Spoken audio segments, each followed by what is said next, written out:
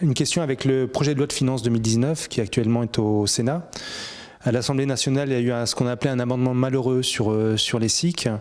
Là, il vient d'avoir un communiqué qui évoque un amendement malheureux sur Célescope, sur un outil de financement qui passe à la trappe d'un coup d'un seul comme ça. C'est finalement le symptôme d'une sorte d'inertie du législatif et de l'exécutif à reconnaître finalement la singularité de l'économie sociale et solidaire.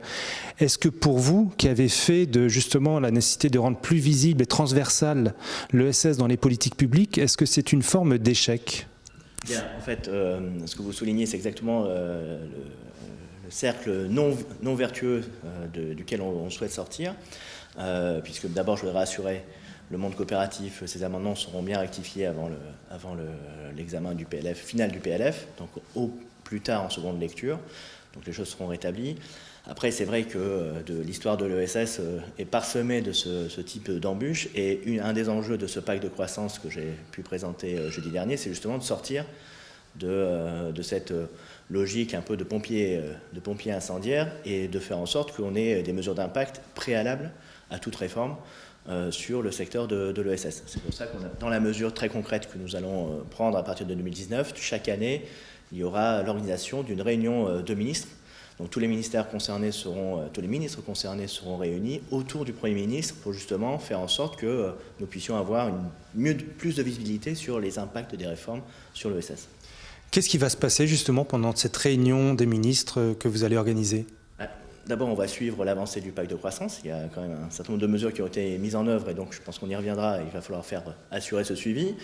Deux, c'est veiller d'une part, ce que je viens de dire, c'est-à-dire de checker l'ensemble des réformes qui sont portées par les différents ministères et de veiller et surtout d'anticiper les impacts sur l'économie sociale et solidaire. Et puis deuxième enjeu, c'est de faire en sorte, à l'inverse, que l'ESS irrigue l'ensemble de nos politiques publiques. C'est ce qu'on a commencé à faire avec le French Impact, c'est-à-dire de faire en sorte que l'innovation sociale soit vraiment au cœur de l'ensemble des politiques publiques de ce gouvernement. Sur le plan financier, vous avez profité de la présentation du pacte pour faire un point d'étape sur les financements mobilisés pour cette politique. Vous avez donné le chiffre de 340 millions d'euros. Est-ce que vous pouvez nous indiquer un peu de quelle manière se vend-il et à quoi vont servir ces 340 millions d'euros ? Alors, les 340 millions d'euros sur la période restant du quinquennat se vont-ils d'abord 90 millions d'euros de l'État qui relève de mon propre budget, qui a connu une augmentation de 25% annuelle à partir de 2019 et qui servent d'une part à promouvoir l'existant, c'est-à-dire notamment soutenir les têtes de réseau, notamment soutenir le DLA, qui sont les deux dispositifs phares de ce haut commissariat, et puis par ailleurs de développer de nouveaux dispositifs. On a un certain nombre de mesures qui sont annoncées dans le pacte de croissance qui vont être portées par ces millions supplémentaires, ces 5 millions supplémentaires, notamment le French Impact, notamment l'appel au territoire et notamment aussi ce fonds de promotion de l'évaluation de l'impact qu'on souhaite développer à partir de 2019. 90 millions donc budget État, 150 millions d'une convention qui a été signée le jour même avec la Caisse des dépôts qui va soutenir l'ensemble de nos politiques en matière d'économie sociale et solidaire, les territoires, les entreprises, le DLA également.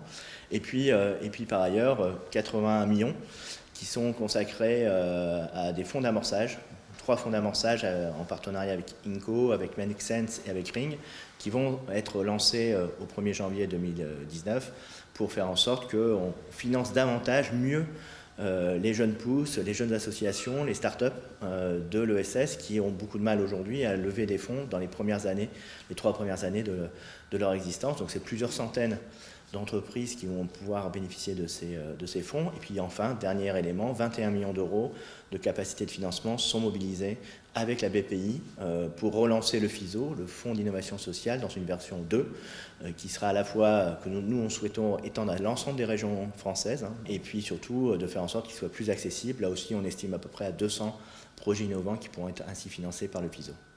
Il y a un peu plus d'un an, vous annonciez que vous aviez l'ambition de mobiliser 1 milliard d'euros sur le quinquennat. On en est à 340 millions. Est-ce que ce chiffre de 1 milliard est toujours un objectif à atteindre ? Et si oui, qui est-ce qui pourra le remplir ? Est-ce que c'est justement le privé qui va avoir à remplir ce gap ?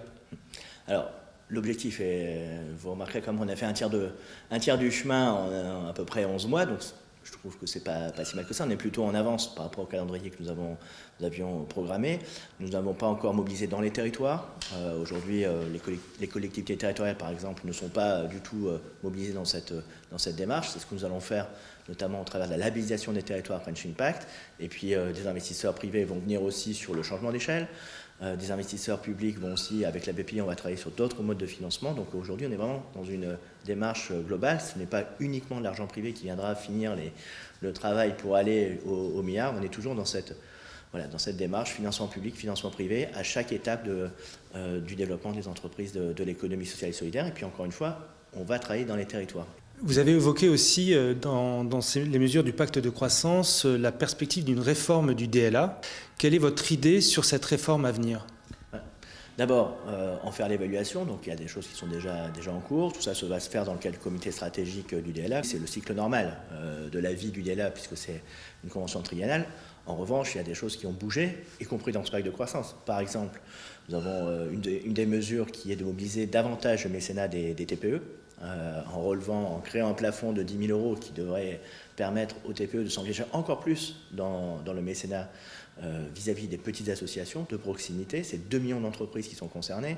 Ça demande à la fois de faire vivre, il faut faire vivre cette mesure en fait. Et donc la faire vivre, c'est peut-être aussi avec le DLA de muscler les associations qui n'ont pas forcément les moyens de marketer leur projet pour attirer des mécènes, de faire en sorte de les aider à passer un cap à ce niveau. Vous avez annoncé la volonté de faire mieux reconnaître l'innovation sociale avec l'objectif de créer finalement une définition, on va dire commune, d'ici la fin 2019 de cette innovation sociale. C'est un vieux serpent de mer, cette définition de l'innovation sociale, et derrière, c'est comment finance-t-on la R&D dans l'économie sociale et solidaire. C'est ça la question. Sur l'innovation technologique, il y a un certain nombre de critères qui sont, alors je ne sais plus, je crois qu'il y en a 200, on va essayer d'être un peu plus simple que cela, mais connaissant l'ESS, j'en suis pas sûr. Mais en tout cas, avoir une définition précise de ce qu'est l'innovation sociale pour ensuite, d'ici, donc ça c'est un calendrier relativement court, hein, d'ici la fin de l'année, parce qu'il y a énormément de travaux qui ont été faits, donc on va faire ça avec l'ensemble de ceux qui ont déjà manipuler cette matière et faire en sorte qu'à la fin de l'année, nous ayons ce référentiel opérationnel et qu'ensuite nous puissions voir comment nous finançons l'innovation sociale, parce que c'est ça le sujet. L'issue, c'est d'ouvrir l'innovation sociale au financement de l'innovation classique, vous l'avez dit, crédit impôt recherche, jeunes entreprises innovantes, ou encore d'aller sur d'autres outils où en créer des particuliers. Là, c'est le travail de définition qui va nous le dire. Peut-être, et ça serait heureux qu'on accroche des dispositifs de droit commun, parce qu'à force de créer des choses spécifiques, c'est évidemment des dispositifs plus fragiles et plus complexes. Donc tant mieux si on arrive à réaccrocher l'innovation sociale dans les dispositifs de financement de l'innovation technologique. Maintenant, si on se rend compte que, parce que l'innovation sociale est plus complexe, et peut-être avec des durées d'ailleurs de financement différentes de l'innovation technologique, il faut voir aussi le cycle de la R&D en matière d'innovation sociale. Peut-être il faudra avoir des outils financiers spécifiques. C'est pour ça qu'on va mettre la BPI dans la boucle, parce que c'est une banque publique d'investissement et que, évidemment, la question financière est extrêmement importante.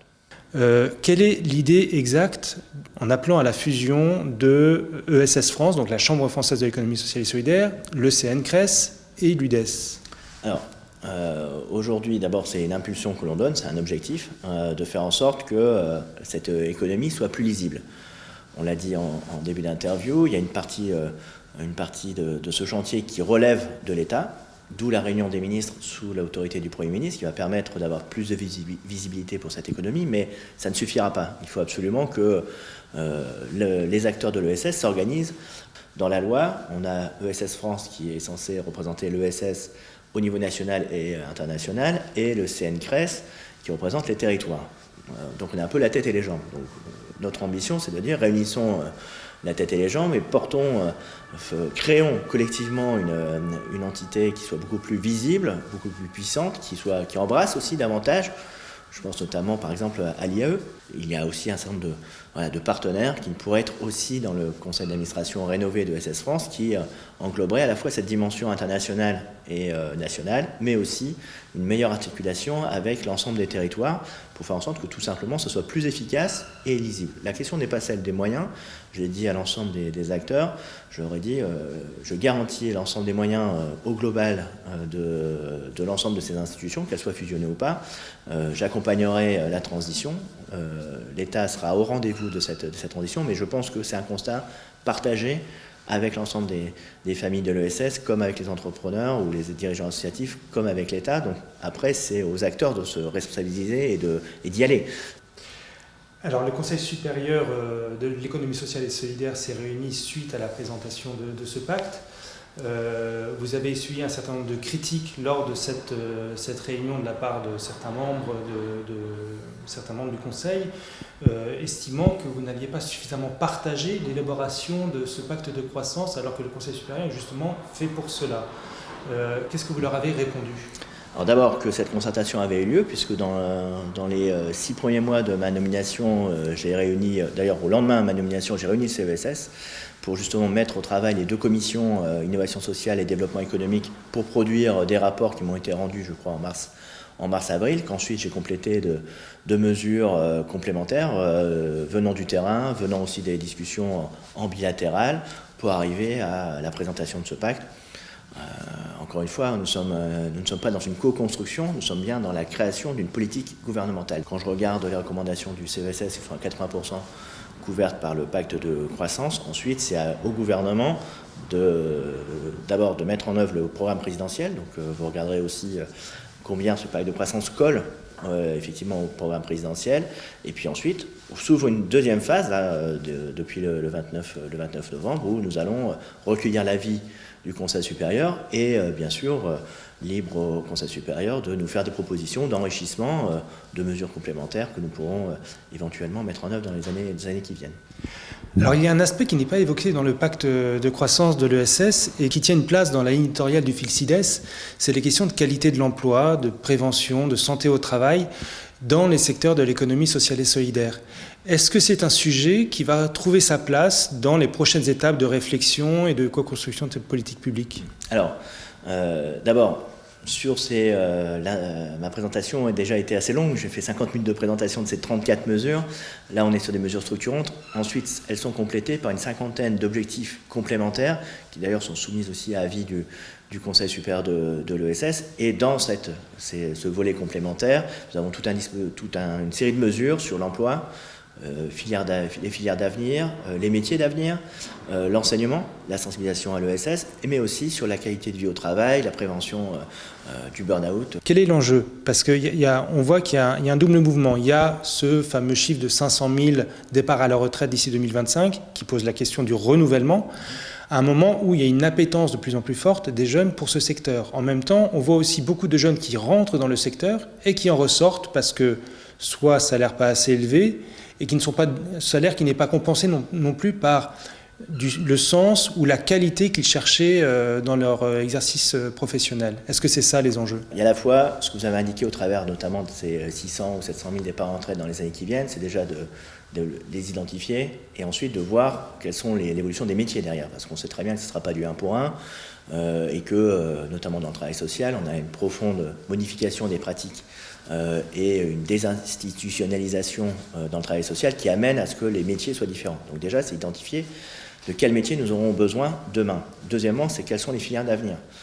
Et donc, du coup, quels sont les emplois, les gisements d'emplois. Là aussi, des études existent, mais il faut qu'on aille plus loin en termes de prospective pour ensuite mettre en tension l'ensemble de l'appareil de formation pour qu'on soit en rendez-vous de ces enjeux. Je pense notamment à l'économie circulaire, notamment à la question du vieillissement de la population. Là, les besoins sont énormes et les métiers sont tous un peu différents de ce que nous préparons aujourd'hui. Donc ça, c'est un premier enjeu qui est en gros une GPEC globale au niveau de l'économie sociale et solidaire. Et puis deuxième enjeu, c'est la qualité de vie au travail.